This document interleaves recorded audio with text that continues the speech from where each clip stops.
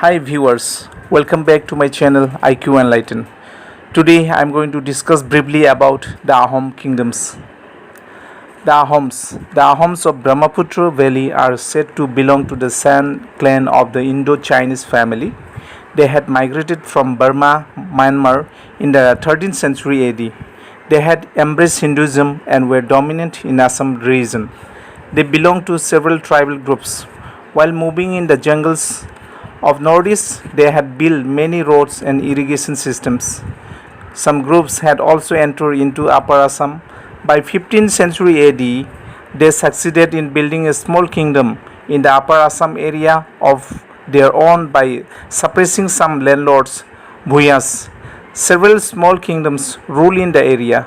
During the 16th century AD, they annexed the kingdoms of Shutias AD 1526 and Kush Hajo AD 1581 and subjugated many other dominant tribal groups in the area.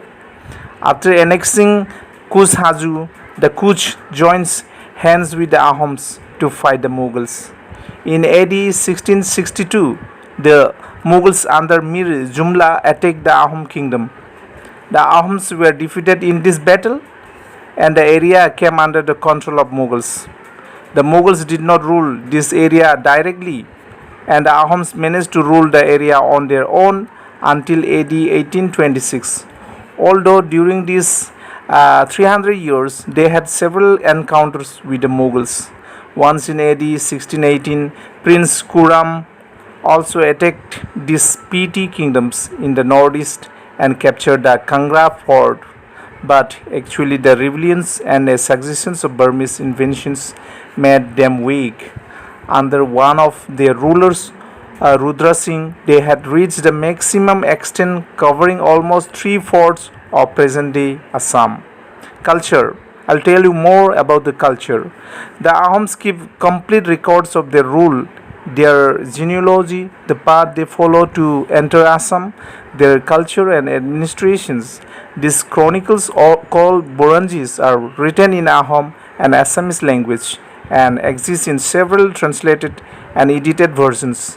According to the Burunjis, the nearby Naga hills afforded them security and they follow the animal tracks in the hills to enter Assam. The Naga hills remain of strategic importance to them. Their relationship with the Nagas is also chronicled in the Burunjis. The style of administration they follow is known as peg systems. The Ahom state depended on forced labor. Those who were forced to work for the state were called pegs. The peg officials were ranked according to pegs they controlled. A Bora was in charge of 20 pegs, a Saikia of 100 and a Hazarika of 1000. There were other officials having military and judicial duties. The council that advised the king on these matters was known as Pukand, and the officers in charge of military and judicial affairs were called Borwas. What was purely an administrative system during the Mughal rule got transformed over the years into a social systems. Now come society, economic system and religion. The Ahom society was divided into clans called khels. This caste did not include artisans which joined the Ahom society from other adjoining areas. A khel often controlled several villages. The peasants in Ahom society were landowners. Even the king could not take away the land without the community's consent. All males in the Ahom society served in the army. During peacetime, they engaged themselves in building dams, irrigation systems, and other public works. They also introduced a new method of rice cultivations. Ahoms worshipped their own tribal gods. Although they had accepted Hinduism, they continued their tribal culture. The influence of Brahmins was also felt in Ahom society. The Brahmins were also given land grants.